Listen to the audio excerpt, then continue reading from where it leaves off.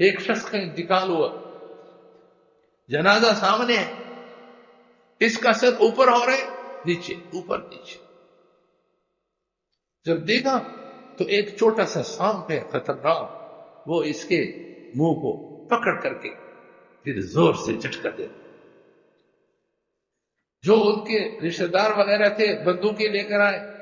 اس نے کہے، مولوی نے کہے بندوق کو، وہ سانپ نہیں ہے، بندوق سے تم مار سکتے، یہ اللہ کا عذاب ہے، بس جلدی جنازہ پڑھو.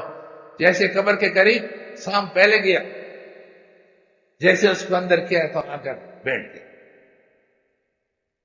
اس کے گھر میں گئے، اس کے بیوی سے پوچھا کہ یہ عذاب مسلط ہوا، کیا اس کا برا عمل تھا؟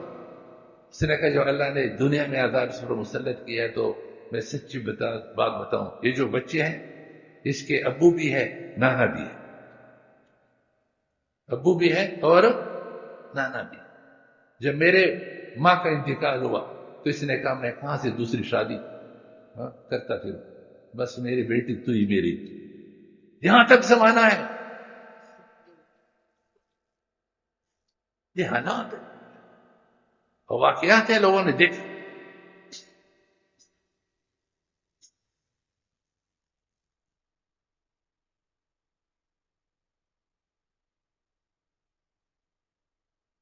ایک لڑکی کی شادی ہوئی، اپنے گھر میں اپنے شوہر کے ساتھ خوشی کی زندگی گزار رہی. والد کا انتقال ہوا اور والدہ کا پہلے سے ہوا تھا. چھوٹی بہن 5-6 سال کی رہ گئی تھی، انہوں نے تربیت کے لیے اپنے گھر لے کر آئے تاکہ میرے پاس رہے. اب کہاں جائے، تھوڑی بڑی ہو گئی، اسکول پڑھنا شروع کیا، کالج میں جانا شروع کیا. ایک محلے کی عورت سے، یہ جو شادی شدہ عورت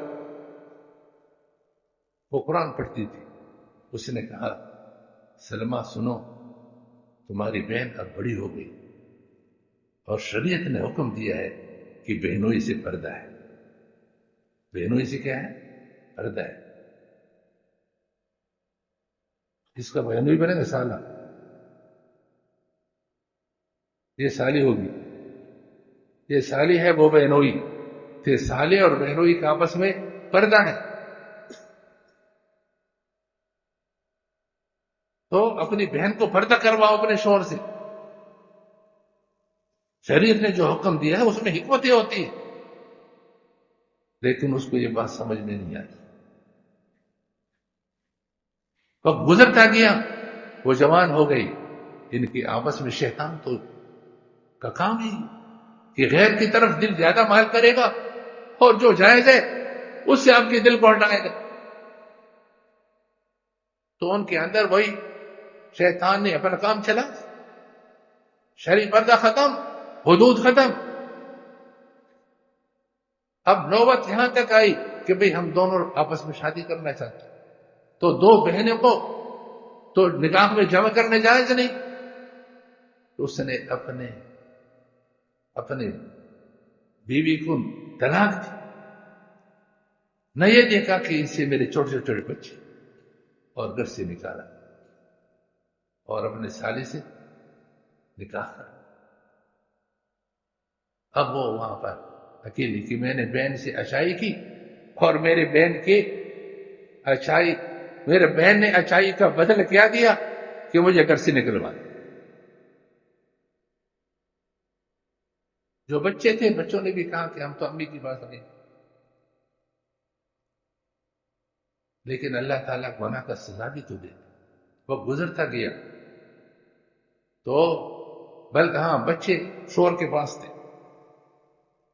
تو ایک دن اس نے کہا کہ میں نے آپ سے شادی کی ہے، میں نے آپ کے بچوں سے نہیں کی ہے، میں ان کی تربیت نہیں کر سکتی، ان کی خدمت کر سکتی. اور یہ زبان سے کہ بہتر تو یہ ہوتا کہ میرا فلاں جو کلاس فیلو ہے ہم جماعت، اس سے میں شادی کر لیتی تو اچھا ہوتا. پھر اس کو پتہ چلا کہ اس کو صرف مجھ سے نہیں کسی اور سے بھی محبت ہی تھی، اور انجام یہ نکلا کہ اس کو بھی طلاق.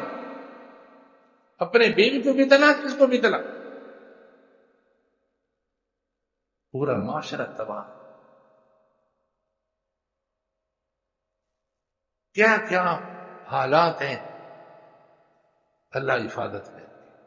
شریعت کے حکم کو معمولی سمجھنا بلکہ اس کو بھاری سمجھنا،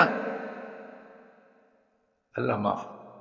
تو اس کا انجام ایسا، جس نے ایسا کیا ہے وہ تباہ و برباد ہو. اس پر ہماری کتاب ہے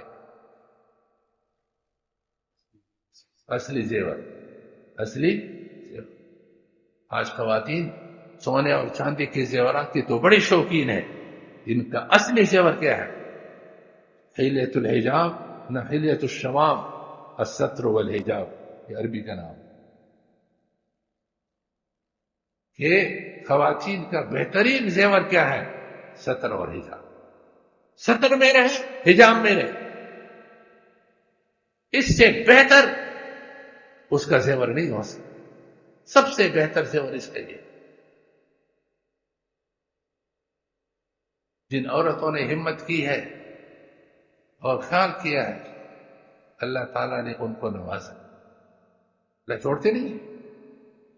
جنہوں نے ہمت کی ہے. ایک واقعہ ایک رسالے میں آیا تھا کہ ایک عورت جس کے لیے دیور کا دل خراب ہو، اس نے کہا میں جس کے نکاح میں ہوں وہ مجھے دیکھے، وہ مجھے ہاتھ لگائے. آج گھر میں اگر کوئی عورت دیور سے پردہ کرے، اس دن کسی نے کہا مجھے پیغام آیا کہ تو بیوی پر شریف پردہ یہ پردہ کرواتے تو گھر سے نکل جاؤ. گھر سے نکل، پردہ کراتا ہے اب گھر سے نکل جاؤ. میں نے کہا چھوٹے پریشان نہ ہو، اللہ اس سے بہتر کر دے گا. اللہ کیا سب کچھ ہے. یہ اور بات ہے، اللہ امتحان لیتے ہیں کہ میرے بندہ میرے لیے مشقت اٹھاتا ہے نہیں اٹھاتا. جو اللہ کے لیے مشقتیں اٹھاتا ہے تو اللہ کے روز میں ان مع العسر یسرا، ان مع العسر یسرا. ایک مشقت پر دو آسانیاں دیتی. پریشان نہ ہو، اپنی بات پر ڈٹے رہو کہ شریعت کا حکم ہے، میرے شریعت کے حکم کو نافذ کرنا ہے. اس کا بھائی باہر ملک میں کام کرتا تھا. جیسے وہ باہر ملک سے آیا تو ایئرپورٹ پر گیا اور اس نے کہا تیری بیوی تو بہت بد چلنے ہے، یہ ہے وہ ہے، اور تمہیں اس کی شکل نہیں دیکھنا چاہیے. اس کو خطرہ تھا کہ بیوی سے ملے گا اور میری شکایت کرے گا تو میری خیر نہیں، بہت بد چلن ہے، طلاق دے دو. اس بیوقوف نے بھی وہاں سے طلاق دی اور گھر میں آ کر کے اس کو گھر سے نکال. یہ گھر سے جب نکلے آسمان کو دیکھ کر کہ اللہ تو جانتا کہ میں بے گناہ ہوں، میں بے گناہ ہوں، میں نے گناہ نہیں کیا. مجرم یہ ہے. ماں باپ بھی اس کے نہیں تھے. تیرے علاوہ میرے کوئی ساتھ آگے چلے گئے. کسی بزرگ کے ہاں باپ عورتیں کام کرتی ہے تو وہاں پر یہ بھی کام کے لیے نوکرانی بن گئی. تو وہاں کوئی اور مزدور تھا، اس کا دل گندا ہو گیا تو اس نے کہا میں پاک دامن عورت ہوں، میں پاک دامن عورت ہوں، نامحرم کا ہاتھ میں اپنے جسم پر نہیں جوڑ سکتی. اس ظالم نے اس بزرگ کے بیٹے کو قتل کیا اور کہا اس عورت نے قتل. چنانچہ اس بزرگ نے اور کیا بیچارے ندا کی، اس پر اعتماد تھا، اس کو نکال. جو اجرت تھی وہ دے کر آگے جا کر کے کسی کو کوئی مٹائی لگا رہا تھا، میں کیوں مار کہتے ہمارا 2 درہم ہے. نیک لوگ ہوتے ہیں، مرد اور